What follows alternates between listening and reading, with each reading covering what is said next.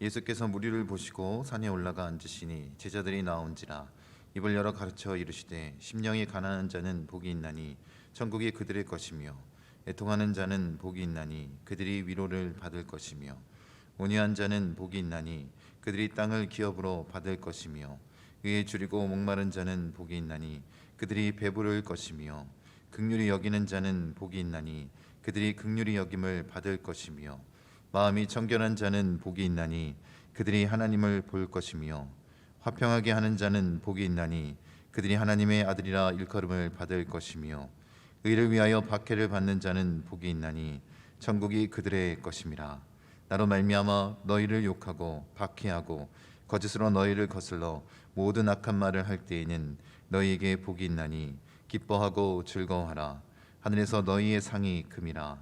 너희 전에 있던 선지자들도 이같이 박해하였느니라. 아멘. 이 말씀에 의지해서 팔복 복 있나니 라는 제목으로 하나님 말씀 함께 나누기 원합니다. 우리 말씀 듣기 전에 옆에 계신 분들과 함께 인사하겠습니다. 예수님의 성품을 담는 것이 복입니다. 함께 인사하겠습니다. 예수님의 성품을 담는 것이 복입니다. 오늘은 이 팔복 말씀 전체를 한번 요약하면서 우리가 다음 스텝, 정말로 하나님이 원하시는 모습으로 이 땅 가운데 천국 백성으로서 살아가는 그런 기준을 좀 세우는 시간이 되기를 원합니다. 예수님이 이 팔복 말씀을 전해 주실 때 헬라어로 보면 복 있는 사람아 아니면 복이 있도다 라고 감탄사가 먼저 쓰이고 있다는 것입니다. 감탄사로 가장 먼저 문장의 앞에 놓여 있습니다. 그래서 최근에 대한성서공회에서 번역한 새한글 성경에서는 이렇게 말하고 있습니다. 복이 있습니다 라고 말한 이후에 그 복의 내용에 대해서 이야기를 하고 있습니다. 이런 예수님은 이 팔복 말씀을 통해서 진짜 복이 무엇인지 우리에게 전해주기를 원하셨습니다.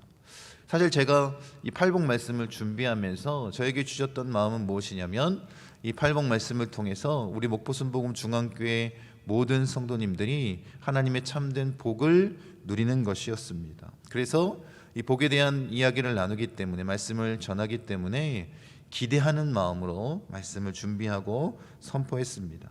그런데 예수님께서 우리에게 전해주신 말씀은 어떻습니까? 쉽지가 않습니다.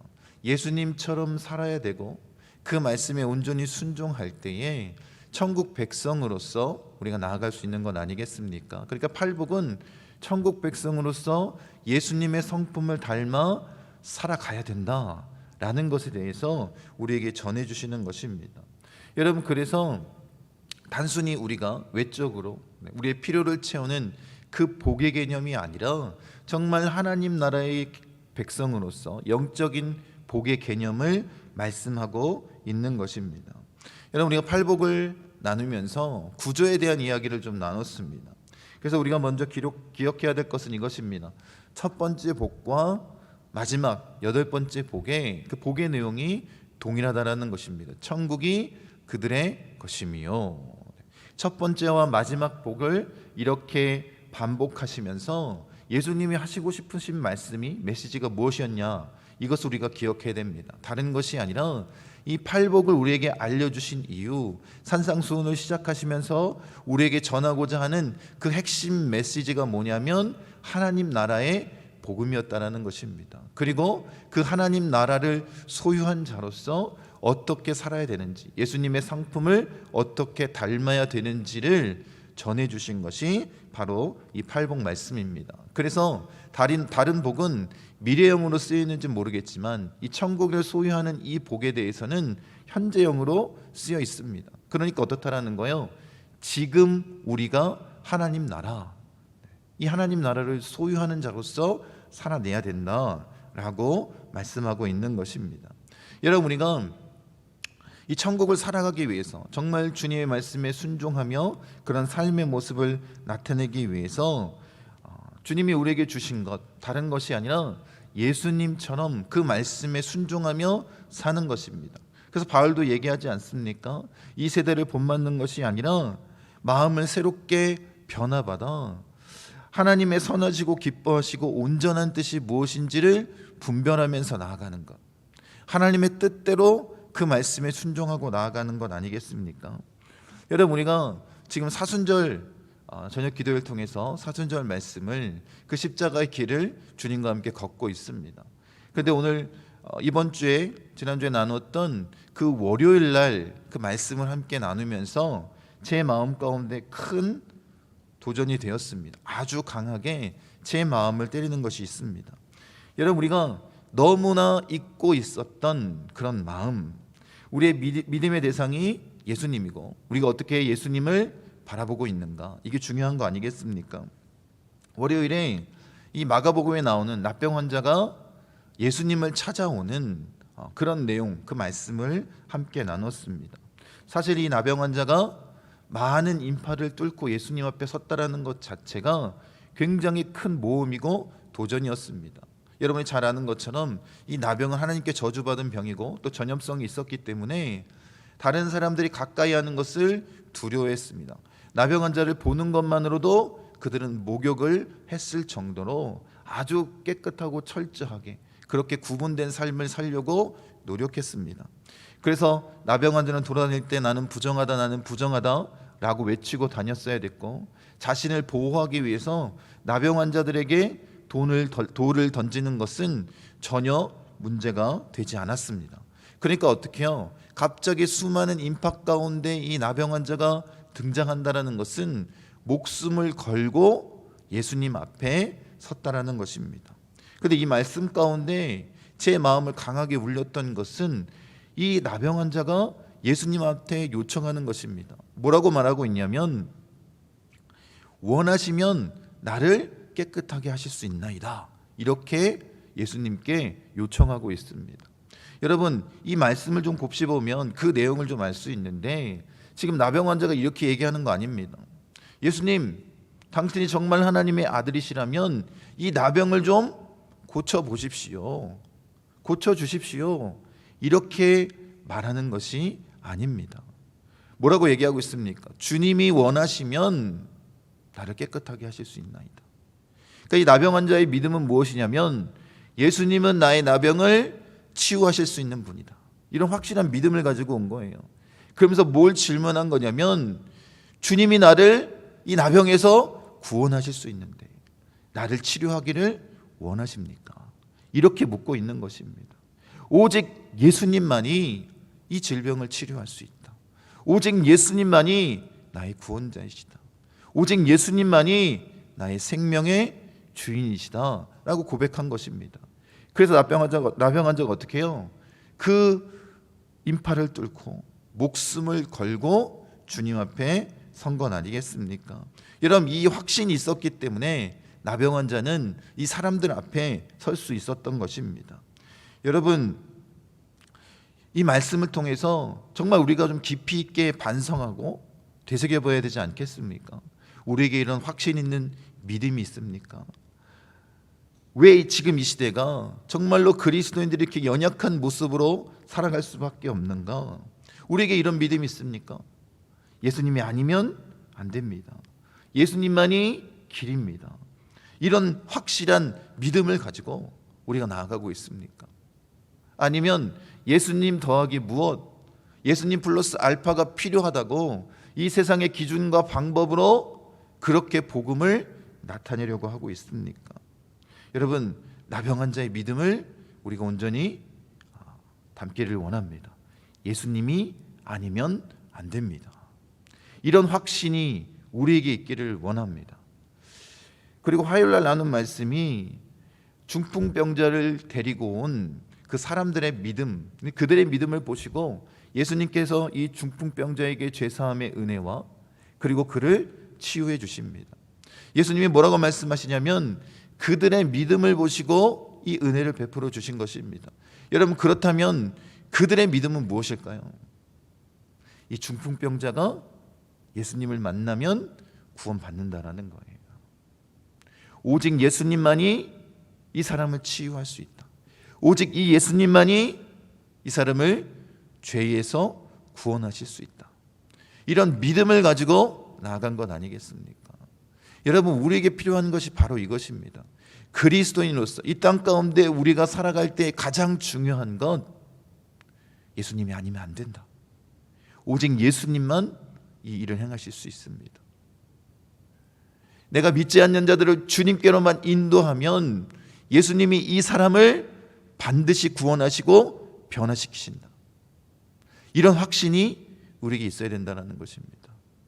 여러분, 왜 서두에 이 말씀을 강조하냐면 여러분이 팔복이 정말로 나에게 복으로 느껴지기 위해서는 지금 예수님이 말씀하신 것이 진짜 복처럼 믿어져야 된다는 거예요. 주님이 하신 이 말씀이 복으로, 참된 복으로 그렇게 나에게 받아들여져야 이제 어떻게 한다는 거예요?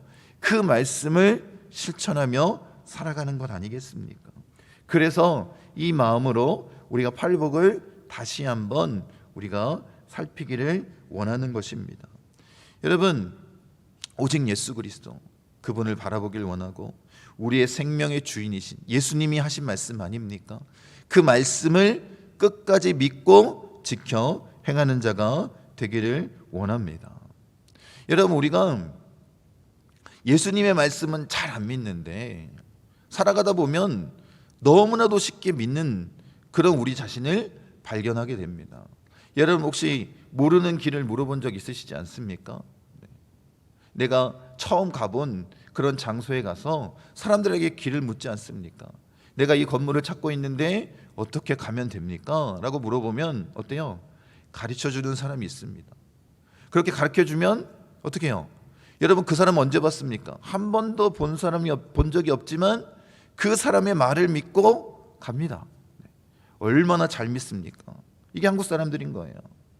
여러분, 그런데 정말 우리가 내가 한 번도 보지 못한 그 사람의 말을 믿는데 예수님의 말씀을 온전히 신뢰하고 믿고 그 말씀대로 살아갈 그런 능력, 그것을 구하며 나아가고 있는지 우리가 좀 돌이켜보길 원합니다.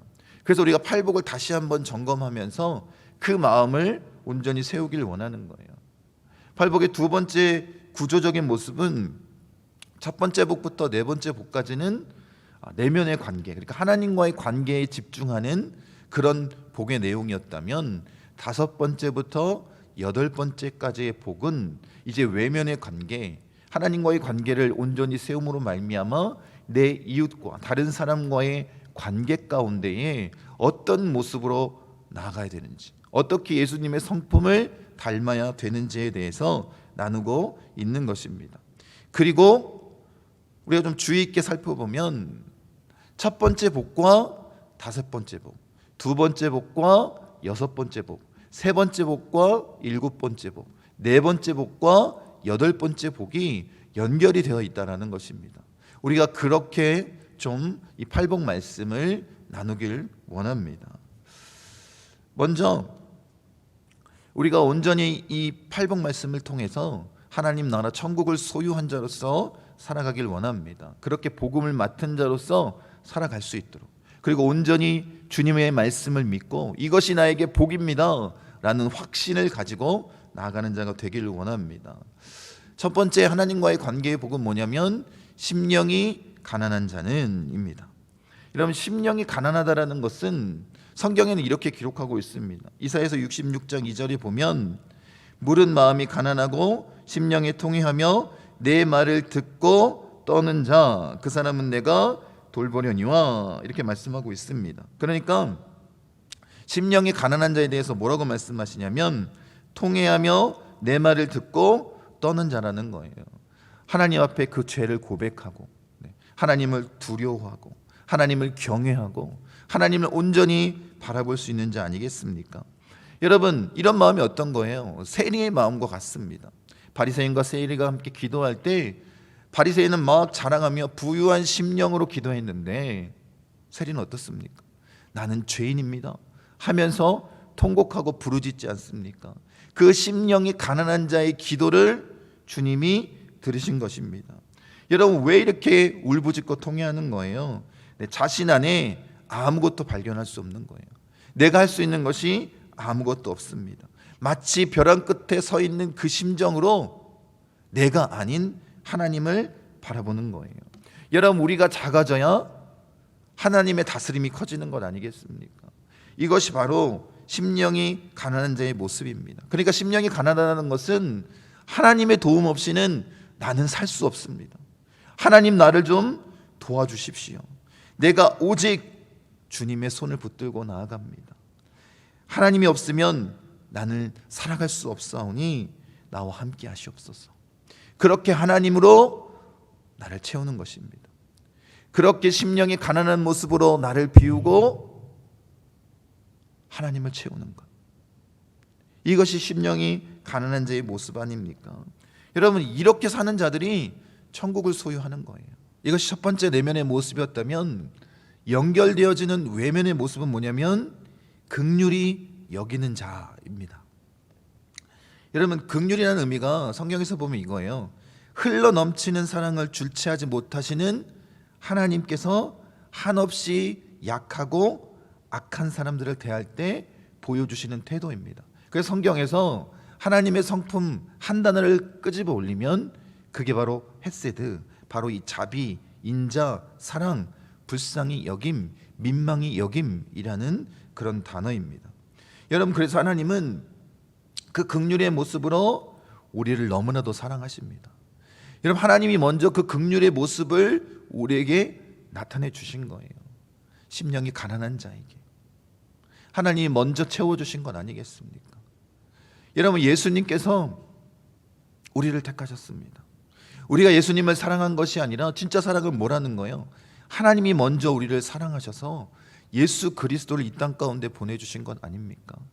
하나님과 동등됨을 여기지 아니하시고 가장 낮은 자의 모습으로 죽기까지 복종하신 예수 그리스도, 그 예수 그리스도가 이 땅 가운데 오신 그 모습, 그것이 바로 하나님의 긍휼의 모습입니다. 그렇게 예수님이 우리에게 찾아오셨습니다. 그리고 어떻게 하셨습니까? 인간의 모습, 성육신하셔서 인간의 모습을 가지고 시험을 당하셨습니다. 여러분, 그렇게 시험을 당하셨기 때문에 시험 받는 우리를 능히 도울 수 있다고 히브리서에 기록하고 있는 것 아닙니까? 그러니까 우리 온전히 예수 그리스도의 긍휼의 은혜를 더 깊이 베푸신 그 사랑을 누리며 나아가기 원합니다. 그래서 우리에게도 명령하시는 거예요. 우리를 먼저 그렇게 긍휼과 자비로 품어주셨듯이 내 이웃을 내 몸과 같이 사랑하라 라고 명령하시는 것 아닙니까? 그렇게 우리가 하나님의 긍휼의 모습을 담고 누렸다면 이제 그것을 나타내기를 원합니다. 여러분, 남을 긍휼히 여기는 자는 복이 있다, 이렇게 이 말씀을 받아들이면 우리가 행동주의적으로, 그래, 내가 복을 얻기 위해서 이렇게 나아가야 되겠다, 그래, 나는 긍휼과 자비가 없는 사람인데 노력해야 되겠다, 이렇게 착각하고 받아들일 수 있습니다. 그런데 이 헬라어의 의미, 본문의 원어의 온전한 의미는 뭐냐면 자비한 사람은, 긍휼한 사람은 이라는 것입니다. 그러니까 흉내내는 것이 아니라 존재론적인 의미예요. 하나님 나라의 백성으로서 그렇게 긍휼의 은혜를 온전히 경험한 자, 긍휼한 자로 변화되어서 나아가야 된다는 것입니다. 예수님이 그렇게 긍휼하셨던 것처럼 우리 역시 긍휼한 자로서 나아가 서야 된다는 것입니다. 여러분, 그렇게 자비한 사람, 우리의 성품이 예수님을 닮아 변화되어야 된다는 것입니다. 척하는 신앙이 아니라 그렇게 자비함으로 나아가야 되는 것입니다. 야고보서 2장 13절에 긍휼을 행하지 아니하는 자에게는 긍휼 없는 심판이 있으리라, 긍휼은 심판을 이기고 자랑하느니라, 이렇게 말씀하십니다. 여러분, 이런 자들이 심판을 이기고 하나님의 긍휼하심을 얻는 거예요. 우리가 긍휼함으로 그렇게 나아갈 때, 여러분, 예수님이 이렇게 긍휼의 마음으로 사셨기 때문에 우리가 예수님을 닮고 나아가는 걸 지금 원하시고 계신 것 아니겠습니까? 여러분, 그렇게 긍휼한 자, 자비한 자로 살아내라는 것입니다. 예수님처럼 자비한 사람이 되라는 것입니다. 여러분, 그러니까 긍휼한 자의 진정한 복이 뭐예요? 다른 것이 아니라 주님을 닮는 것입니다. 그 긍휼하심을 누리는 것 아니겠습니까? 그리고 그 예수님을 닮아 나아가는 것, 그렇게 우리가 내 이웃들에게 그것을 행하는 것입니다. 여러분, 이것이 바로 연결되어 있는 심령이 가난한 그 내면의 관계 가운데 온전히 하나님만을 바라보고 그렇게 천국을 소유한 자가 이제 어떻게 된 거예요?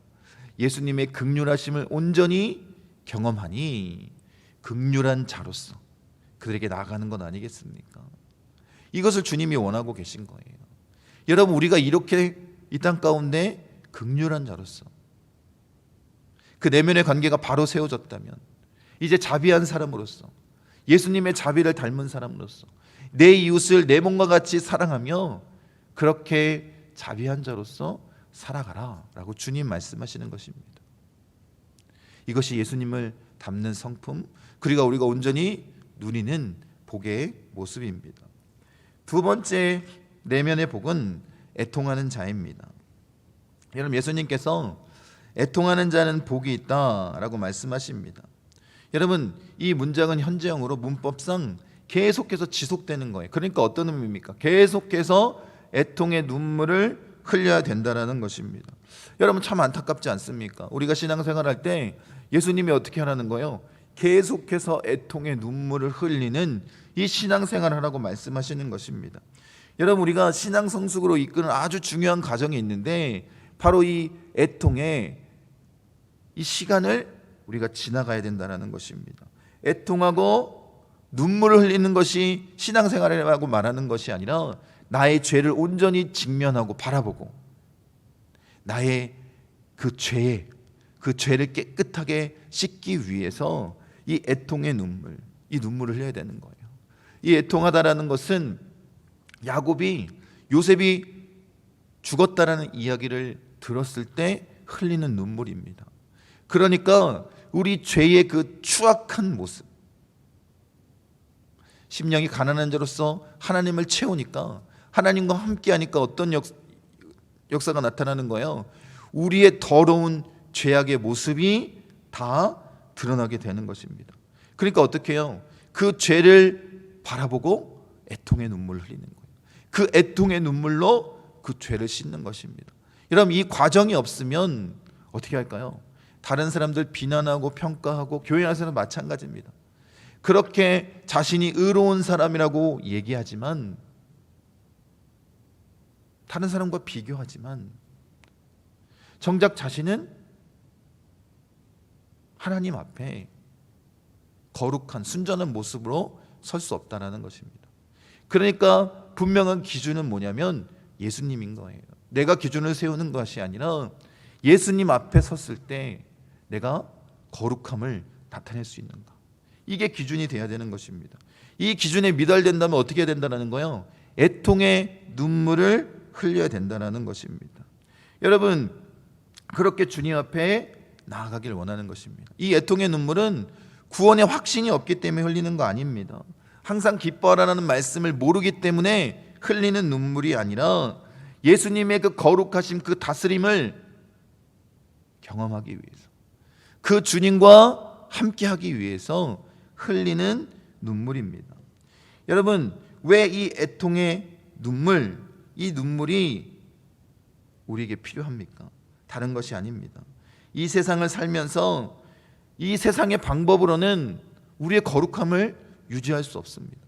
오직 이 애통의 눈물로 우리 죄를 씻고 주님 앞에 나아가는 것 아닙니까? 그런 자가 하나님의 위로를 받는 거예요. 여러분, 이 위로라는 이 단어는 좀 흥미로운 단어인데 곁에라는 전치사와 부르다라는 동사가 결합된 단어입니다. 곁에 부름을 받아서 누군가가 서 계신다는 의미예요. 옆에 서 계시는 분, 나를 돕는 그런 분 아니겠습니까?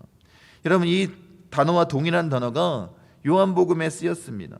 예수님은 성령을 또 다른 보혜사라고 말씀하셨습니다. 이 보혜사라는 단어인데 곧 예수 그리스도와 동일한 역할을 하시는 성령을 보내주신 것 아니겠습니까? 그리고 이 성령은 예수님을 대신해서 우리의 곁에 서서 우리를 도우시는 분이라는 거예요. 이게 바로 위로입니다. 여러분, 그렇게 애통의 눈물을 흘리는 자들, 이런 자들을 하나님께서 어떻게 하시는 거예요? 곁에 서서 위로해 주시는 거예요. 가장 소중한 분의 품에 안길 수 있도록, 그 주님의 품에 안길 수 있도록 그렇게 우리에게 복 주시는 것 아니겠습니까? 여러분, 예수 믿는 사람은 행복할 수밖에 없습니다. 즐거울 수밖에 없습니다. 여러분, 그런데 만약 내가 예수 믿었는데 아직도 내가 행복하다는 것을 느끼지 못한다면 예수님과의 관계에 문제가 발생한 거예요.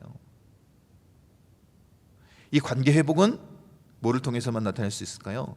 애통의 눈물로 우리의 죄를 씻을 때, 하나님의 위로, 내 곁에 서서 함께 계시는 그 하나님의 위로를 경험할 수 있는 거예요. 그것을 경험한 자들, 그렇게 주님과의 관계가 온전하게 회복된 자들은 예수님 때문에 행복할 수밖에 없습니다.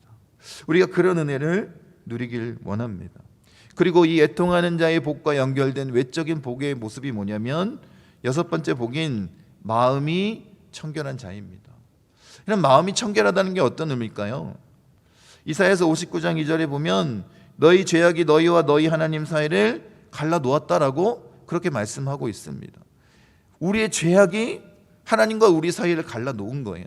그러니까 이 마음이 청결하다는 첫 번째 의미는 뭐냐면 우리 마음 가운데 죄가 없는, 애통의 눈물로 우리의 죄를 깨끗하게 씻고 예수 그리스도 앞에 거룩한 순전한 모습으로 설 수 있는 것, 그렇게 하나님의 위로를 받는 자들 아니겠습니까?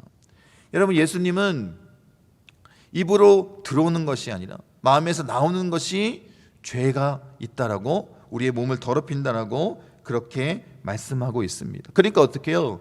이 죄악으로 더럽혀진 이 마음, 이것을 깨끗하게 우리가 씻어야 되는 것입니다. 그런데 어떻습니까?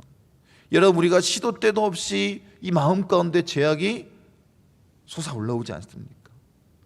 이 죄의 문제를 나 스스로 해결할 수가 없습니다. 오직 하나님의 은혜로만 가능한 것 아니겠습니까? 오직 예수 그리스도의 보혈의 피로만 깨끗하게 씻을 수 있는 것입니다. 여러분, 그래서 우리가 참 걱정을 많이 합니다. 은혜 받을 때는 그렇게 청결한 마음을 유지할 수 있을 것 같은데 세상 가운데 조금만 발 디디고 살면 이 마음 가운데 죄악이 된 생각들이 막 솟아오르지 않습니까? 그래서 이 마음의 청결한 상태를 유지하기 위해서 두 번째 의미가 중요한데, 야고보는 세상과 벗하지 않기 위해서 이렇게 살아가라고 말합니다. 하나님을 가까이 하라, 그리하면 너희를 가까이 하시리라. 죄인들아, 손을 깨끗이 하라. 두 마음을 품은 자들아, 마음을 성결하게 하라. 여러분, 하나님을 가까이 하라, 하나님을 가까이 가서 바라보는 것을 의미하는 거예요. 여러분, 그런 모습으로 마음이 청결한 자의 모습으로 하나님과 가까이 하나님을 바라보는 자가 되라는 것입니다. 근데 조건이 뭐냐면 죄인들아 손을 깨끗이 하라는 거예요. 여러분, 성경에서 말하는 이 손의 의미는 그의 삶을 의미하는 것입니다. 그러니까 삶을 깨끗이 하라는 거예요. 이사야서에 보면 이스라엘 백성들이 하나님 전에 나와서 손을 들고 기도하는데 그 손에 뭐가 가득하다라는 거예요? 피가 가득하다라는 것입니다. 죄악이 가득하다라는 것입니다. 그 기도를 하나님이 들으실 수 있겠습니까? 여러분, 생각해 보십시오. 교회에 나와서 예배하고 있는 우리들의 모습 가운데 이 죄가 가득한데 세상 가운데에서 우리가 마음의 청결함을 유지하기가 쉽겠습니까? 우리도 그런 모습으로 나가는 건 아닙니까? 그래서 예수님께서 온전히 우리에게 말씀하시는 것입니다. 여러분, 여기에 뭐라고 기록되어 있냐면 야고보가 이렇게 얘기합니다. 이런 자들, 세상에 속한 자들에 대해서 뭐라고 말하냐면 두 마음을 품은 자들, 손에 죄가 가득한 자가 바로 두 마음을 품은 자라는 거예요. 그렇다면 마음이 청결한 자는 어떻다는 거예요? 한 마음을 품은 자라는 것입니다. 그러니까 이 마음이 청결한 상태를 유지하기 위해서 우리가 마음 가운데 새겨야 될 것은 무엇이냐면 오직 한 마음을 품으라는 것입니다. 주님을 향한 한 마음을 품는 것입니다. 예수님도 두 주인을 섬길 수 없다라고 말씀하시지 않습니까? 하나님과 재물을 겸하여 섬길 수 없습니다. 그러니까 두 번째, 이 청결하다는 의미가 무엇이냐면 하나님만 바라보는 거예요. 하나님과 온전히 동행하며 사는 것입니다. 하나님만 사랑하는 것입니다. 하나님을 사랑하면, 예수님을 사랑하면 그 모습을 담기 위해서 우리가 나아가는 것 아니겠습니까? 그런 자에게 주어지는 것이 무엇이냐면 하나님을 보는 것입니다. 여러분, 그리스도인이라면 다 하나님을 보고 싶지 않습니까? 그 하나님을 만나고 싶지 않습니까? 모세도 그렇게 하나님을 보고 싶다고 간구했고, 그래서 결국 하나님의 얼굴을 볼 수 없기에 하나님의 등 모습만 이 모세가 본 것 아닙니까? 여러분, 우리 인간은 다른 피조물들과 다릅니다. 죄 때문에 하나님과의 관계가 끊어졌지만 여러분, 우리가 하나님을 볼 수 있는 존재로 하나님이 우리를 창조하신 것 아닙니까? 그래서 어떻게 해요? 여러분, 이제 마음이 청결한 상태로 오직 하나님을 바라볼 때에 영적으로 끊어졌던 그 모든 관계가 회복되어지면서 이제 어떻게 해요? 하나님의 그 음성이 우리에게 그대로 들리는 거 아닙니까? 우리가 하나님을 볼 수 있는 것 아닙니까? 그 영적인 통찰력으로 주님의 뜻대로 우리가 나아갈 수 있는 것입니다. 여러분, 그러니까 하나님의 얼굴을 본다는 것은 주님이 어떻게 해요? 여러 가지 모습으로 우리를 격려하시고 우리와 함께 하시고 우리를 인도하신다는 것입니다. 여러분, 이것이 진짜 은혜 아닙니까? 영적으로 깨어 날마다 살아계신 하나님을 경험하는 것입니다. 여러분, 그래서 이 여섯 번째 복, 이 대인관계 관계 가운데 나타나는 이 복, 이 여섯 번째 복이 매우 중요합니다. 왜냐하면 마음이 청결함으로 하나님을 보는, 하나님과 함께하는 그런 자가 되는 것입니다. 왜 이렇게 돼야 될까요? 이유는 다른 게 아닙니다. 이런 모습을 가지고 어떻게 하는 거예요? 다른 사람들에게, 그 마음이 청결한 그리스도인이 하나님을 보고 어떻게 하는 거예요? 그 마음이 청결한 그리스도인을 통해서 믿지 않는 자가 주님을 만나는 것입니다. 여러분, 이런 은혜가 우리 가운데 나타난다는 것입니다. 여러분, 마음이 청결한 그리스도인으로, 여러분, 우리가 하나님을 보는 것으로 그치는 것이 아니라 마음이 청결한 그리스도인이 이 땅 가운데 하나님을 나타내고 드러내는 그리스도인의 아주 중요한 모습이라는 거예요. 세상 가운데 드러내는 바로 우리의 모습이 되어야 된다는 것입니다. 여러분, 그렇게 하나님만 사랑하십니까? 그 모든 마음의 죄악을 씻고 애통함으로 그렇게 주님 앞에 서 계십니까? 그렇게 하나님을 바라보십니까? 하나님과 동행하십니까? 그 하나님을 이 땅 가운데 나타내십니까? 여러분, 내면의 복, 이 애통하는 자의 복을 통해서 우리의 모든 죄를 씻고 그렇게 어떻게 해요? 주님과 함께 위로받으며 주님과 함께 나아갈 때, 여러분, 우리가 마음의 청결함을 잃고 청결함을 얻고 어떻게 해요? 하나님을 보는 자가 되어서 이제는 어떤 모습으로 나타낸다는 거예요? 하나님을 보는 것으로 멈추는 것이 아니라 이제 어떻게 한다는 거예요? 믿지 않는 자들에게 하나님을 보여주는 그 사명을 감당하며 나아간다는 것입니다. 여러분, 이 복의 의미를 우리가 좀 마음 가운데 깊이 새기길 원합니다. 바로 우리가 이 땅 가운데 살아내야 할 참된 그리스도인의 모습입니다. 바로 우리가 가야 할 길, 오직 예수님의 말씀을 믿고 이것이 바로 나에게 참된 복이다, 그런 마음으로 나아간 자가 되길 원합니다. 그렇게 더 풍성한 은혜가 이 땅 가운데 온전히 누리고 또 경험되어지고 또 천국을 경험하고 그렇게 담대하게 복음을 선포하는 우리 목포 순복음 중앙교회 성도님 되시기를 간절히 축원드립니다. 사랑의 주님, 감사합니다. 우리에게 팔복 말씀을 주신 분명한 목적이 예수님의 성품을 담는 것이고 예수님이 말씀하신 것이기에 이렇게 사는 것이 참된 복임을 믿게 하여 주시옵소서. 그래서 주님이 베풀어 주신 그 은혜가 날마다 우리의 삶 가운데 넘쳐나게 해 주시고 천국을 소유한 자로서, 천국 백성으로서 하나님의 뜻을 온전히 나타내는 자가 되게 하여 주시옵소서. 우리는 부족하고 연약합니다. 그래서 성령님을 우리에게 보내주신 것 아닙니까? 그 성령의 능력으로 이 모든 것들을 이겨 나가는 자가 되게 하여 주시고, 하나님 더 풍성한 은혜를 우리에게 허락하여 주시옵소서. 천국을 허락하신 하나님, 그 은혜가 너무나도 크기에 귀한 예물 주님께 드리길 원합니다. 예물 드린 손길 가운데 축복하시고 30배, 60배, 100배로 채워주시고, 그 마음의 소원을 누구보다도 잘하시는 주님이 친히 탄식하며 간구하여 주시고 하나님의 방법으로 하나님의 때에 온전하게 이루어 주시옵소서. 또한 이 예물이 쓰이는 곳에 오직 하나님의 나라, 그 영광을 위해서 사용되게 하여 주시옵소서. 모든 말씀 우리 주 예수 그리스도의 이름으로 기도하옵나이다. 아멘.